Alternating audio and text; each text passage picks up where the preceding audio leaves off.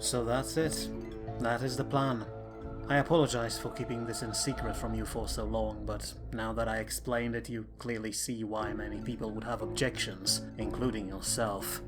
I cannot believe this. To think that you grew so cold and cynical right under my nose. To think that you used this war for your own political gain. I suppose I only have myself to blame for not seeing the signs. Let me guess. It was that insane woman that put you to this. Believe it or not, she didn't. I designed this mostly by myself over the years, although I have to admit I had some support from people like Arcadian. He agreed with most of reasons for my plan after we freed him, and so decided to help me achieve it. The Tigrans provided a lot of help as well, but in their case it was mostly caused by gratitude for helping them. As for Galadea, though, her ideas certainly had a lot of weight in convincing me to actually commit to this plan instead of just pondering it, and if her theories about that pillared city somewhere in the archipelago are right, then we will all benefit from it in the end. So we can't allow ourselves to be held back by an entrenched group of councillors who barely even left Metzacan. You make it sound so detached and clean, Your Highness, but can you really say that now, after you've seen the effects of your brilliant idea? So many dead and even more wounded in our army, not to mention 2 cities that you ordered to be wiped out to the last. Is your feud with Colonial Council worthy of all this destruction?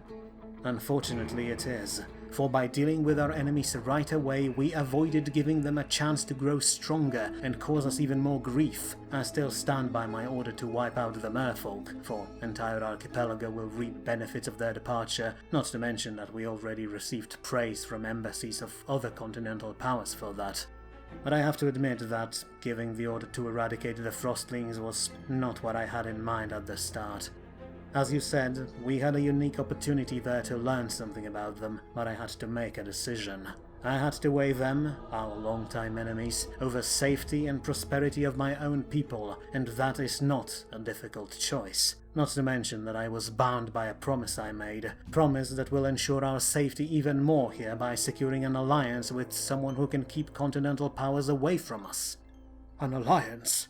Why do you think we need an alliance? I thought we wished to distance ourselves from Old Continent, not close our ties with it. So I hoped, but the more I looked at the international scene, the more I realized just how blessed we are right now. The revolution happened in the perfect moment when Goblin Republics and Emerald Council are at each other's throats. They are busy with each other, so they don't care much for us, especially since we are not a threat to them, even if we allied with their enemies, as our military power is but a tiny fraction of theirs. The same goes for Ishizawa's New Republic. The only reason they're not here already is because they have elves and goblins posturing at their borders, ready to make a move at any time. Southern may be neutral in their conflict and its standing army may be strong, but they simply can't match numbers of these 2 behemoths, so Ishizawa is going to sit back home as well, which is probably the only reason we are not invaded already. But still, that looming conflict will eventually either pass or end, and when that happens we'll still be weak in comparison. We need any advantage we can get if we want Metzacan to survive coming decades, and while obtaining that mystical power of the Pillared City as the main goal, securing an alliance with another continental power will have to do in the meantime. And who better than a political power that is used to dealing with stronger opponents every day, one like Crimson Company? I see. It makes sense now, and it seems it's another thing you managed to hide from me. I knew they convinced you to join this war on their side by promising money, but I had no idea they also offered an alliance. Is that the reason you ordered these Frostling killed? Because the company wanted it in return for their support? Large beer to the magic man, for he is correct. The board decided that presence of cold ones is bad for business, so they asked His Highness over there to remedy that problem. And I have to say, Lord Erigen, you performed that task professionally. The amount of power outside is just... Excuse me, but who in the stars' name are you? And why do you just barge into His Highness's tent uninvited? But I was invited. Well, not personally, but as it happens, I am a part of the deal Lord Erigen made with the company. He agreed to deal with Frostings himself, since, after all, a trade company should not be embroiled in a massacre on such a scale, not if it wants to maintain its reputation. In return, though, Crimson Star was to provide Metzacan not only with money, which waits outside in several dozen carts my men and I brought along, but also with a loyal and unflinching officer whose loyalty will be first and foremost to the Prince, and not to Colonial Council. And as you might have guessed, I am that officer. Brimir Vestrand at your service. Here's my contract, Your Highness. All you need to do is sign here, and from that moment onward, I will be your most reliable and loyal man. Contract? So you're a mercenary, and in that case, what would you know about loyalty? And besides... Wait, I know you. Or I know your name. You're the one who led that punitive expedition against Galian orcs in 1132. The one they call... I can present myself just fine by myself, Magic Man. What your friend here tried to say, Your Highness, is that to most of the world, I am known as Brimir the Savage, a nickname I earned because I'm someone who people rely on to make hard but necessary decisions, like the one you made in that Fishman town, or here for that matter. You see, sometimes, in difficult times, cruelty becomes a very useful tool, and I just happen to be very good at using that tool, though it brings me no particular pleasure if you're worried about that kind of thing. Still, to put it shortly, Crimson Company hired me to ensure that those uppity Galian chieftains won't mess with their trade ever again, which I achieved by ensuring that said chieftains, their families and tribes were no longer present in the land of the living. And the best part? I did all of this without ever officially linking my actions to the Crimson Company, so their hands remained clean and my people and I got paid, which is a flawless victory in my book. And now, here I am, ready to offer the exact same services to you. Whatever you need doing, I'll do it for you. Independently, so to speak. All I need is your signature here. You speak well, Commander Brimir, but as my teacher mentioned, you're still a mercenary. Not only was that not our deal, but also, again, as mentioned by Mr. Storm, how could I be sure that you won't betray my trust at first opportunity when someone presents a better offer? Because I have a reputation to uphold. As I said, I usually get hired for rather complicated operations, and no one would ever consider my services if they knew I just switched sides at first opportunity. Besides, the merchants don't really have any challenging work for me at the moment, so I asked to be reassigned myself. And it's all really simple. As long as you keep paying me and my boys and girls, we're yours to command. That's it. I see. I admit that those services you mentioned could come in handy. Not that I plan any more problematic situations like the one we're in right now. But before I sign anything, I have to ask, were you perhaps given another message from the company for me? As a matter of fact, I did. Mr. Carrodus said that Metzacan Council has been appropriately supplied, whatever the hell that means. Apparently, some of the councillors longed for some rather difficult-to-obtain continental goods, and were beyond themselves with happiness when certain unaffiliated merchants provided them with ways of obtaining them. I was informed that even the very leader of the noble party engaged in such trade with surprising eagerness. Very well. I wish I could say that it's a good thing, but in reality it only proves me right even more. The council has to be replaced with more reliable leadership for the good of entire colony and its people, but that's neither time nor place to discuss it. Let me see that contract. There you go. Welcome to Metzaca, Mr. Vestrand. I pray your services won't be needed.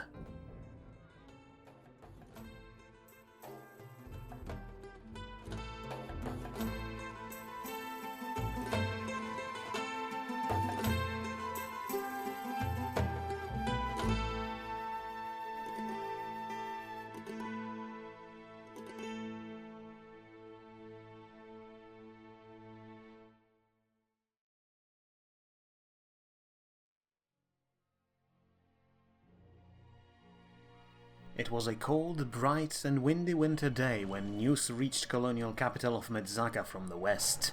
News that, while many hoped to hear, only few expected to hear so soon. The war, this fated report said, was over.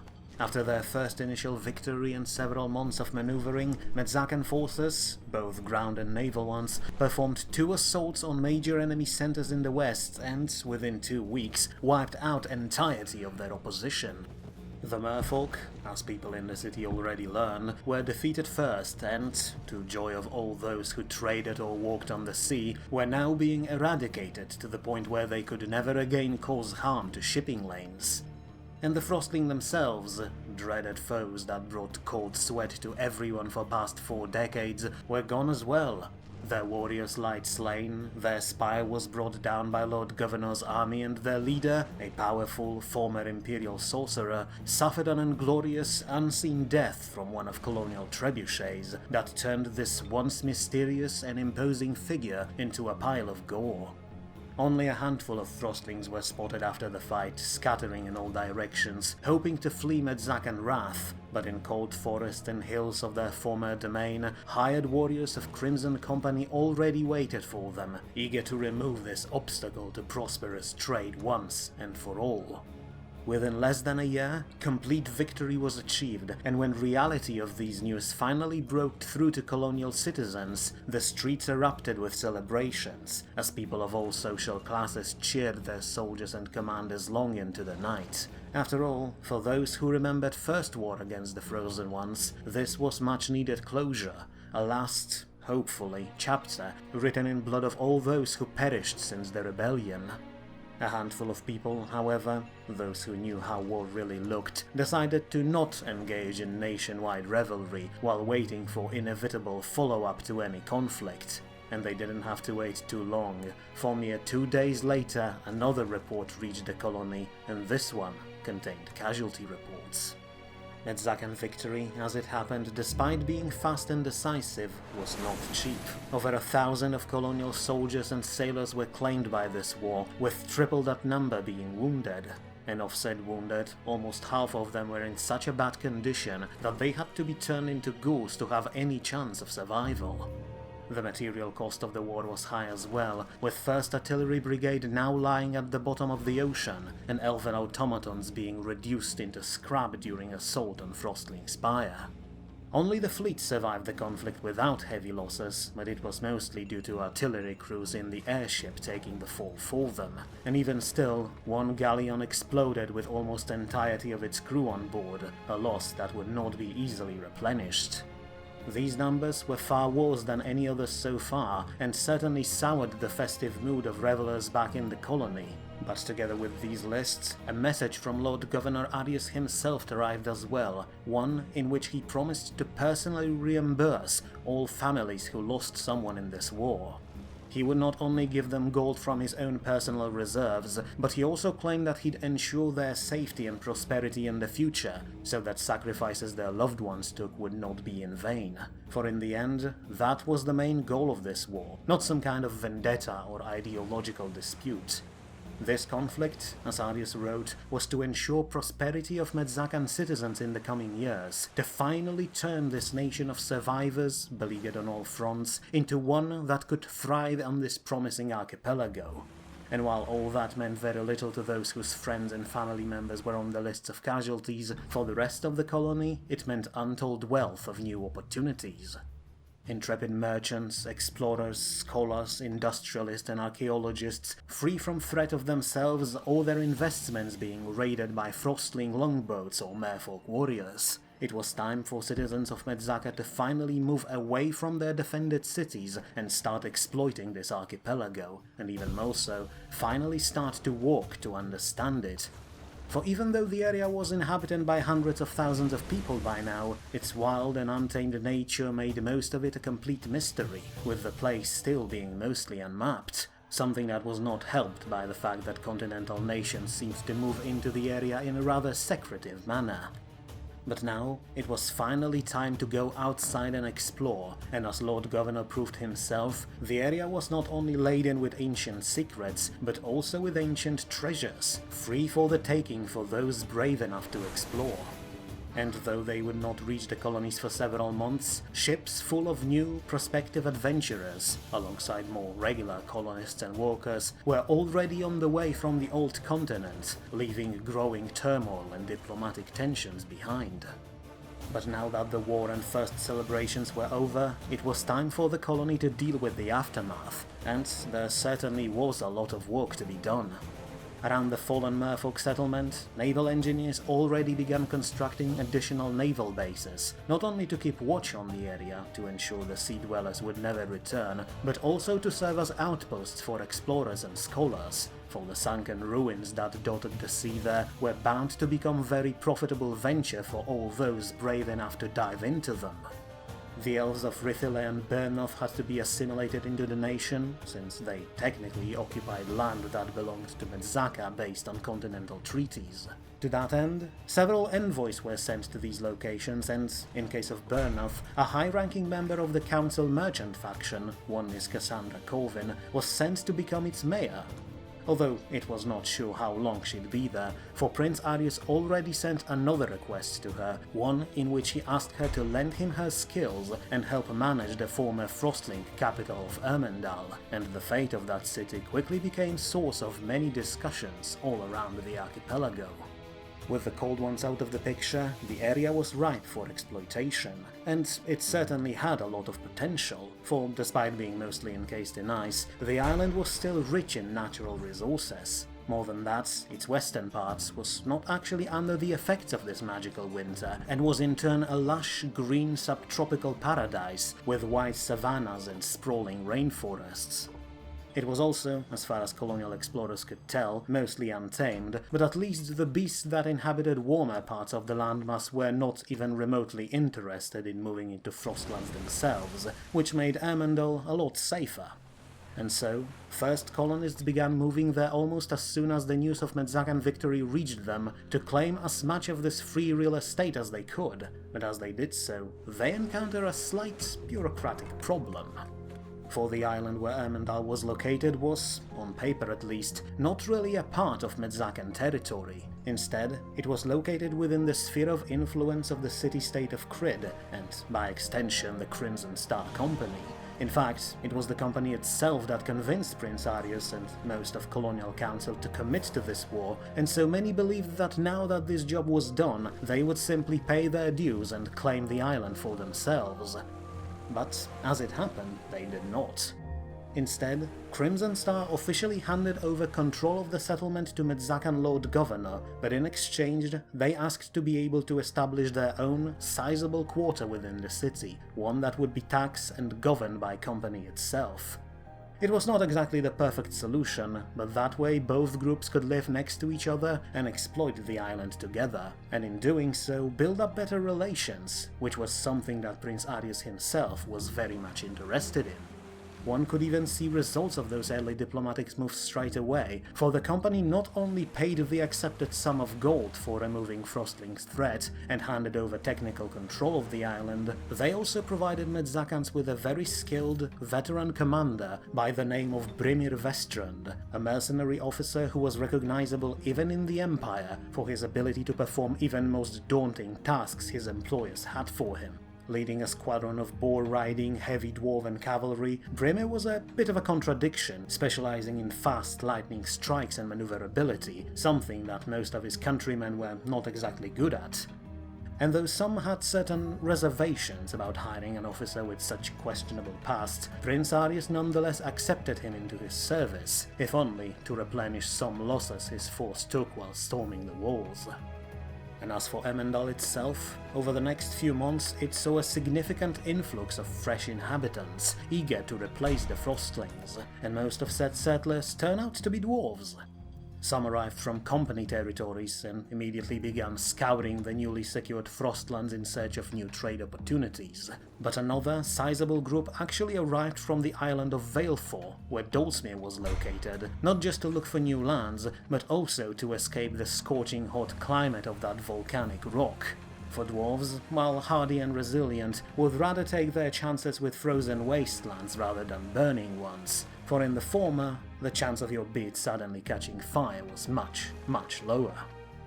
And so, people began moving once again. Like back on the old continent, society slowly turned from being a solid block, confined to towns and cities, and began to act like a liquid, spreading in all available directions. But while most of said people moved towards the edges of Metzacan colony, one group moved with purpose in opposite direction.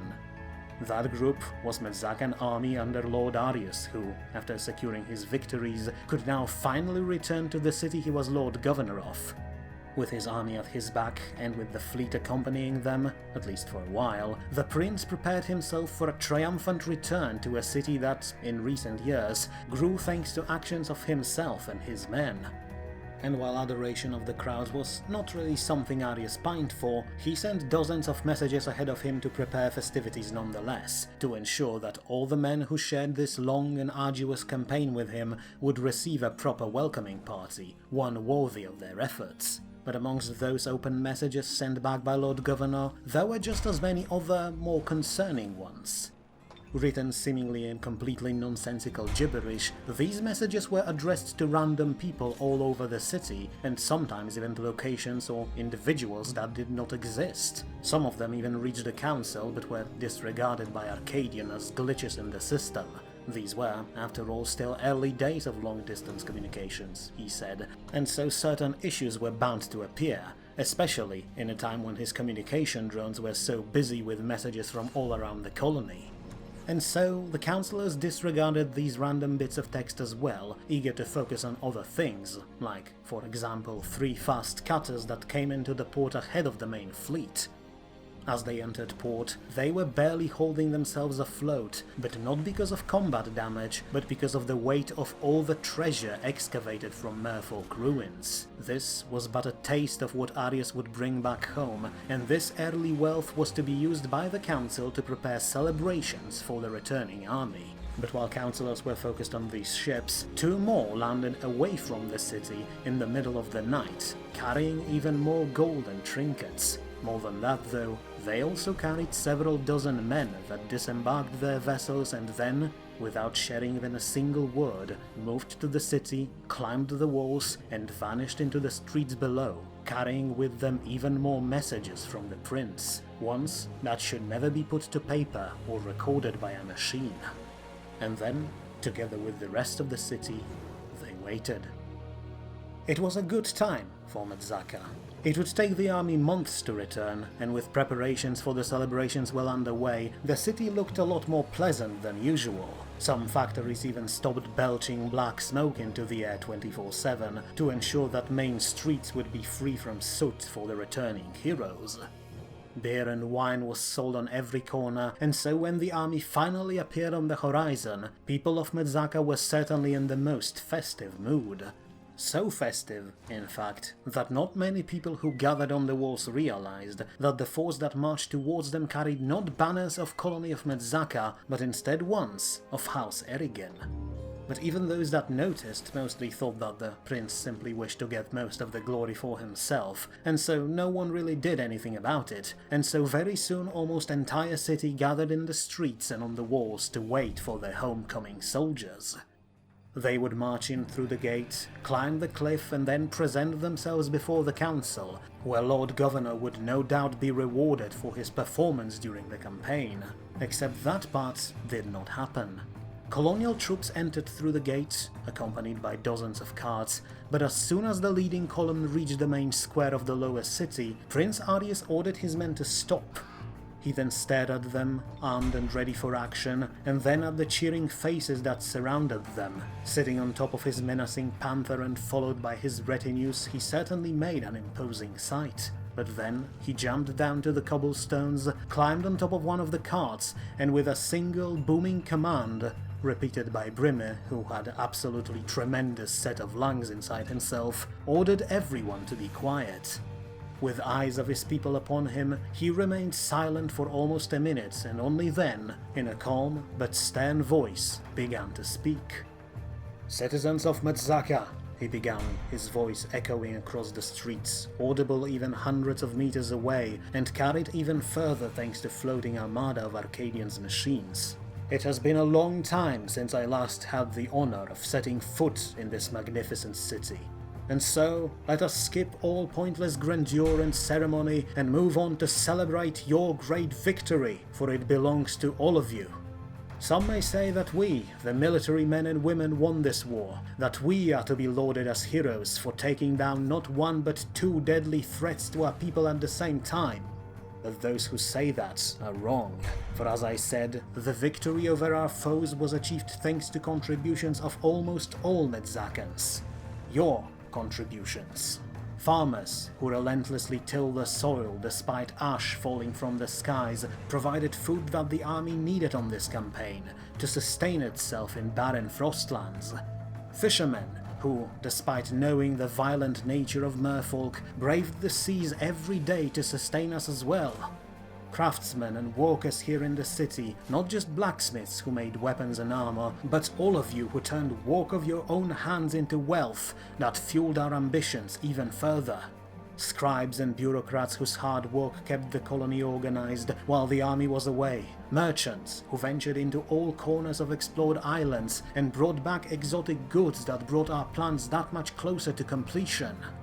It was your sweat and your toil that enabled us in the army to strike at the heart of our longtime foes and powered our assault until its eventual victory. And for that, people of Metzaca, I offer my eternal gratitude. But some of you might have noticed that I said that this victory was achieved thanks to almost all people of this nation, and I'm sure you know who I'm talking about. Even now I can see your heads turn towards their opulent home. While we were working hard to ensure our prosperous future here, these people, the Colonial Council, worked day and night to undermine our every effort. Because of their meddling, we almost allowed our Tigran allies to be enslaved one by one. Because of their lack of support, the army that embarked on this campaign was not as powerful as it could have been, which resulted in horrific casualties taken during our assaults, and blood of those fallen at Merfolk Ruins and Frosting Spire is firmly on Council's hands. Most importantly, though, it was their incompetence and negligence that turned this colony into a ruined mess that was here before my arrival. The elves of Surcaris suffered a violent rebellion at the hands of insane separatists, and the council did nothing. Fringid was conquered and its people killed to the last, and the council did nothing. They just sat in their mansions, leading their comfortable lives at the expense of every single person in Metzaca.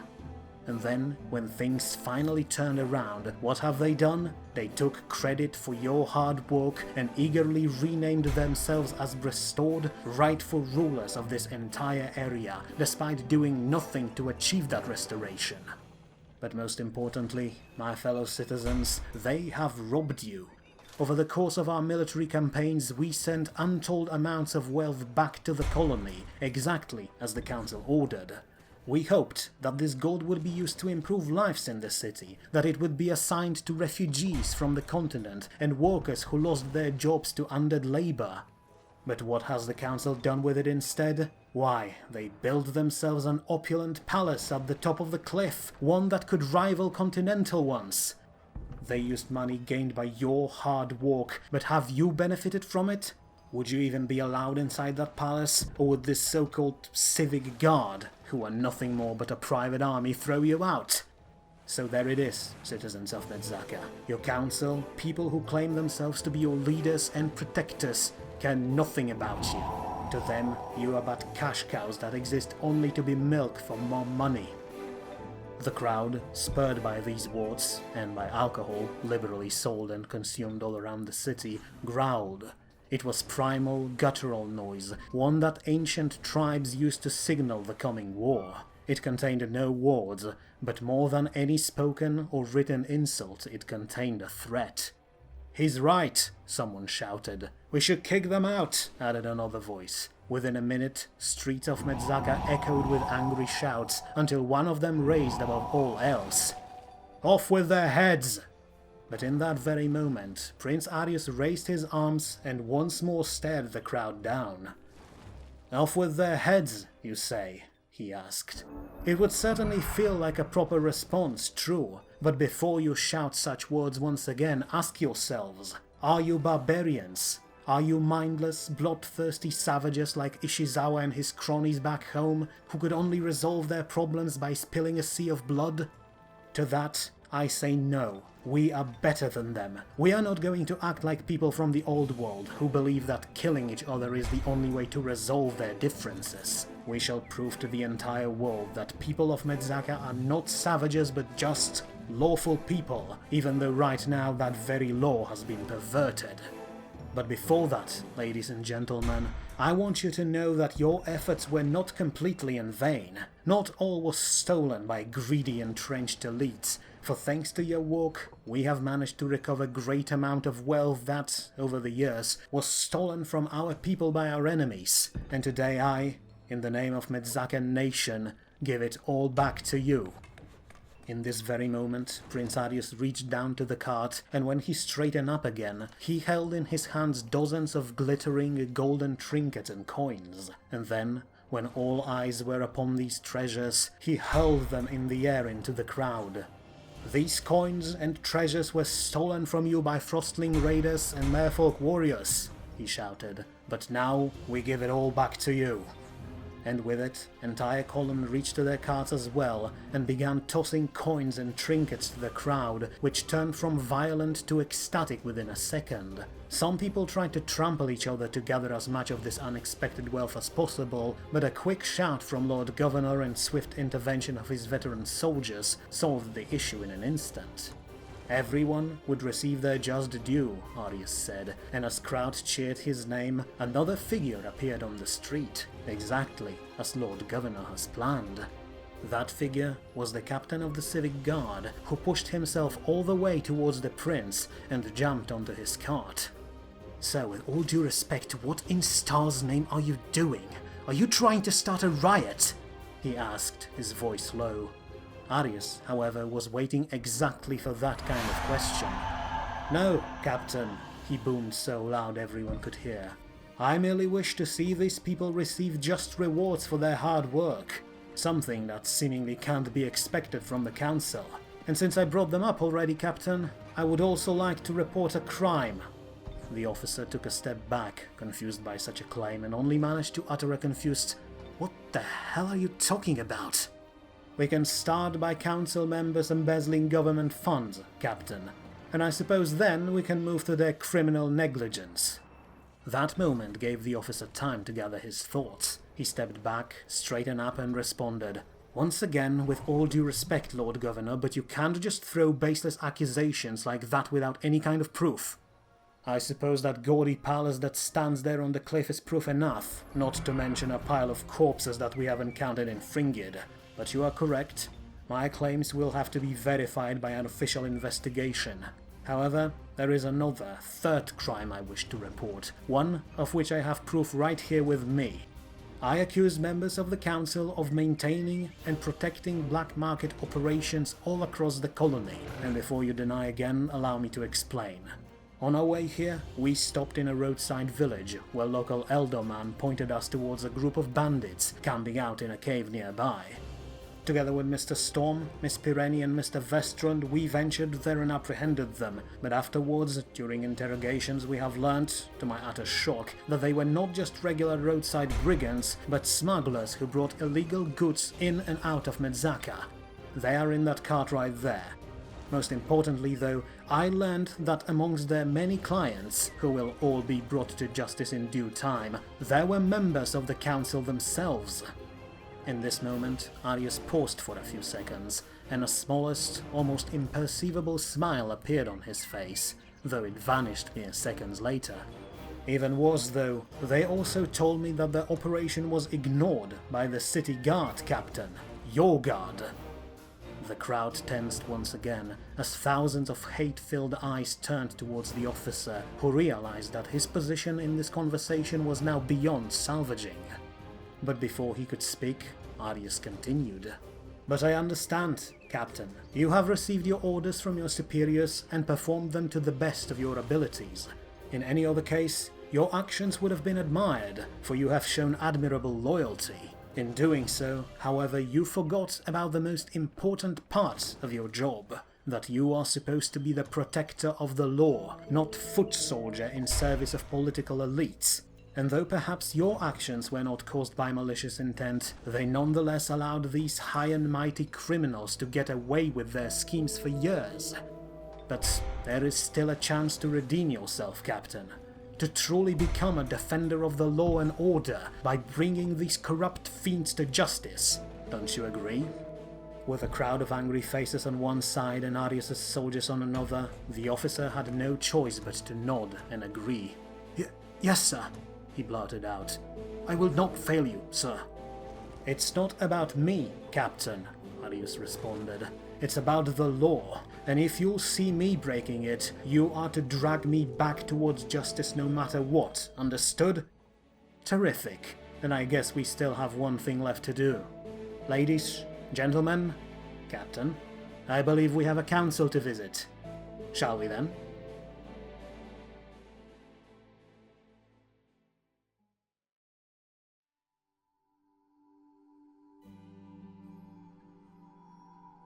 I've had just about enough of this nonsense. I will not stand for this. Mr. Erigen, you have no right to barge into council's quarters armed and with soldiers in tow, like some kind of barbarian warlord.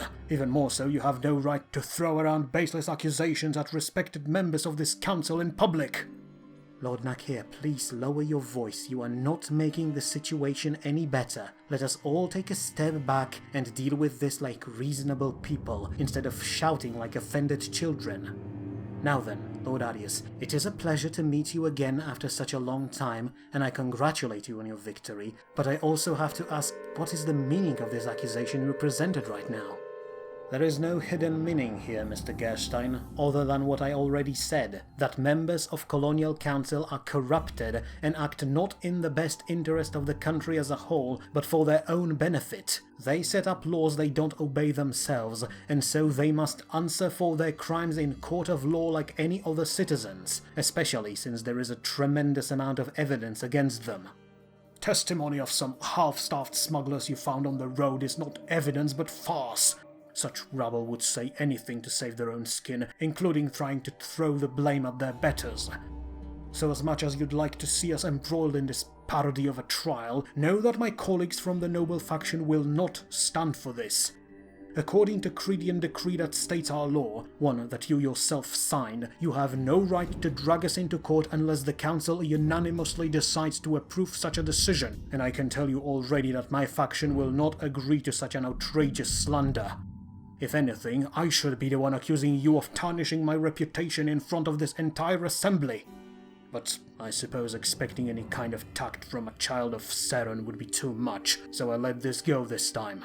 Now call off your men, and let us focus on actual important state business. Are you finished, Lord Nakir? Good. Then in that case I wanted to thank you, for you already mentioned the next topic I had in mind.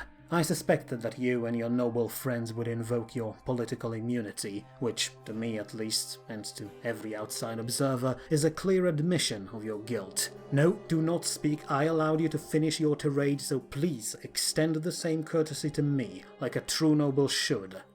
As I said, to me this is a clear proof of your guilt, but if you would allow me a guess, I think I understand why you decided to walk with smugglers and black marketeers. You and your colleagues are, after all, nobles from very prestigious continental houses, and so life in this colony must certainly seem boring and not even remotely as fancy as continental one to you.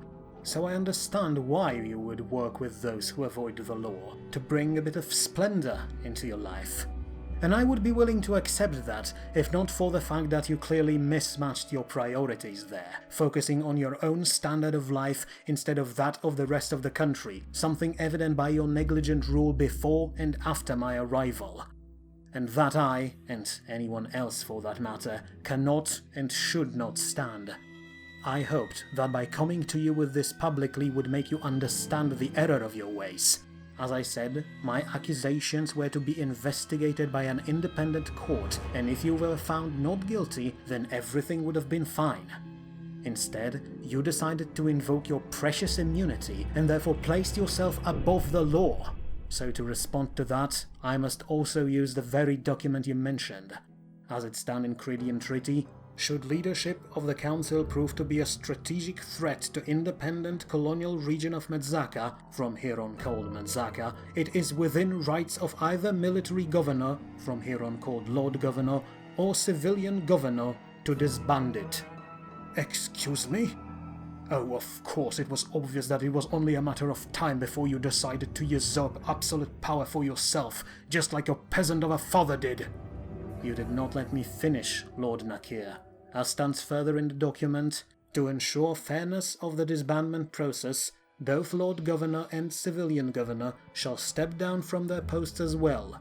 After doing so, the matter of choosing the following Lord Governor will be put to popular vote within the next day. Once chosen, he or she will appoint a new Civilian Governor and then together form another council to ensure prosperity of Metzacan. You can tell that this decree was written by an assembly of merchants. But that's it, Lord Nakir. I am not usurping the power, for I shall step down from my position as well. It will be up to people of this city to decide who will take that mantle tomorrow. You have completely lost your mind, Erigen. You want to hand over leadership of this country to the mob, who will no doubt elect some mindless, loud-mouthed rabble-rouser who will drive us all to ruin within a month.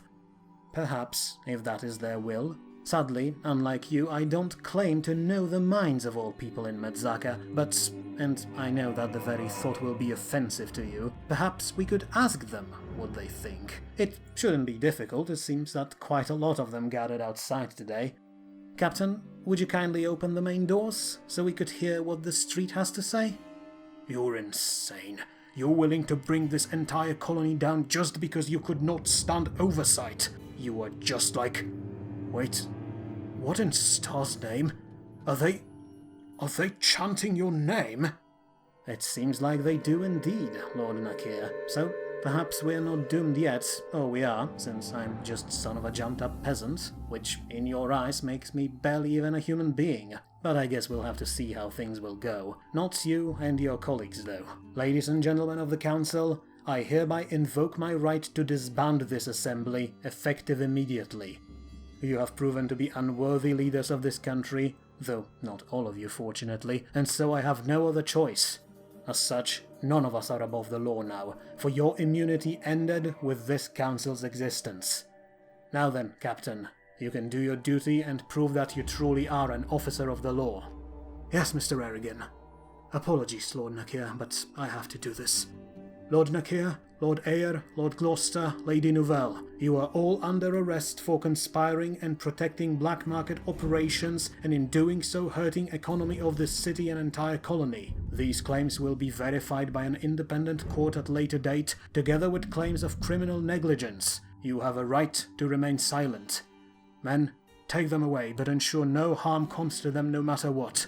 Be especially vigilant when moving through the crowd. Some people would no doubt like to exact their own justice.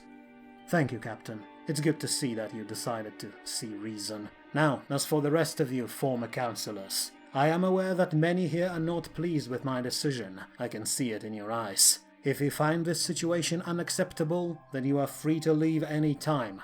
No one will stop you, and if you wish to leave the colony altogether, Admiral Yarohin's ships will escort you away from our territorial waters. But if you wish to really do something good for this place and for its people, then I hope I'll see you here tomorrow after the vote.